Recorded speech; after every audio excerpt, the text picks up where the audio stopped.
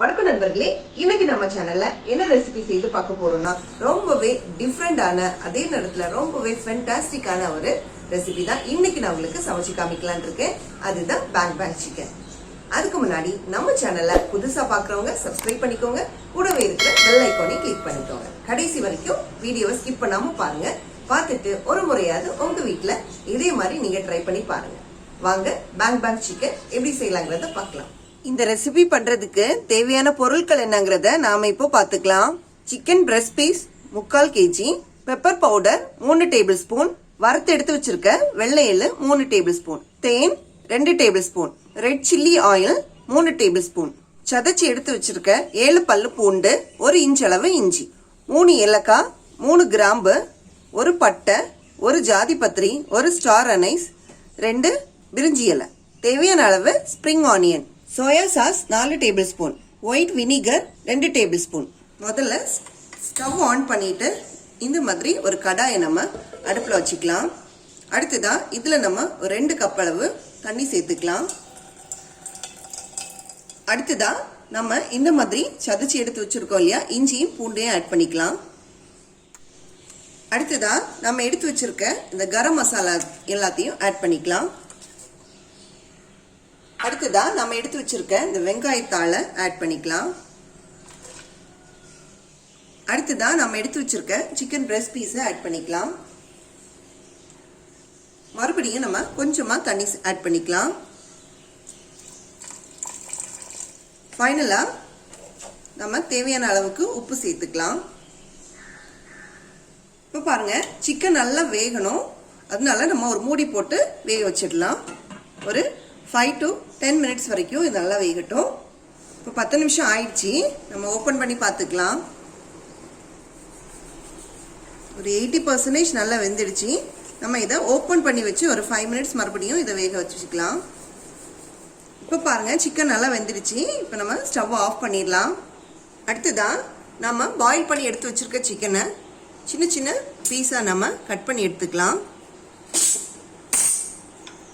இந்த மாதிரி ஒரு வுட் வச்சு நம்ம பீட் பண்ணோம்னா அது தனியாக செப்பரேட்டாக வரும்.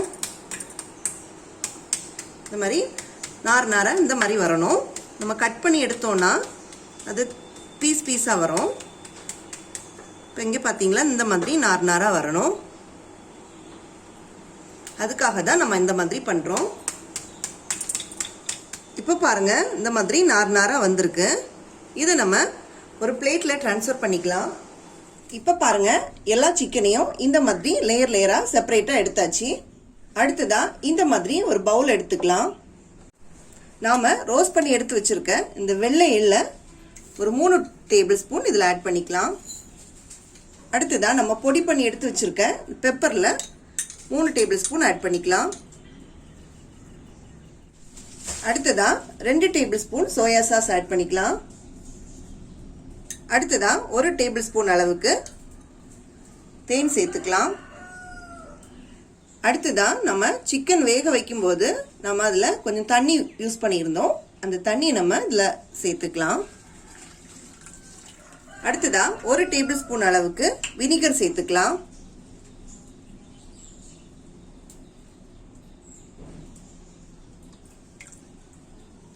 அடுத்ததா நம்ம வீட்டிலே ப்ரிப்பேர் பண்ணி எடுத்து வச்சிருக்க இந்த சில்லி ஆயிலை யூஸ் பண்ணிக்கலாம். இதில் ஒரு 4 டேபிள் ஸ்பூன் நம்ம யூஸ் பண்ணிக்கலாம். ஃபைனலாக தேவையான அளவுக்கு உப்பு சேர்த்துக்கலாம். இப்போ இது எல்லாத்தையும் நல்லா மிக்ஸ் பண்ணி விட்டுக்கலாம். அடுத்ததா நம்ம ரெடி பண்ணி வச்சிருக்க சிக்கன்ல நம்ம ரெடி பண்ணி வச்சிருக்க இந்த மிக்சரை சேர்த்துக்கலாம். எல்லா இடமும் படுற அளவுக்கு நம்ம ஸ்ப்ரெட் பண்ணி விட்டுக்கலாம். இப்போ பாருங்க, நம்மளோட பேங் சிக்கன் ரெடி ஆயிடுச்சு. நாம இதுல வெங்காயத்தாள் வச்சு டெக்கரேட்டிவ் பண்ணிக்கலாம்.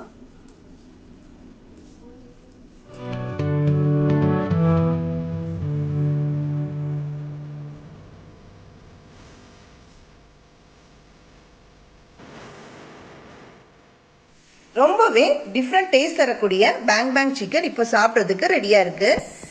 இந்த மாதிரி சமைக்கிறது உங்களுக்கு பிடிச்சிருந்துச்சுன்னா உங்கள் வீட்லேயும் இதே மாதிரி நீங்கள் ட்ரை பண்ணி பாருங்கள்.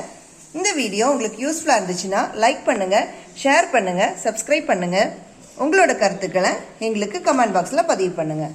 Happy cooking.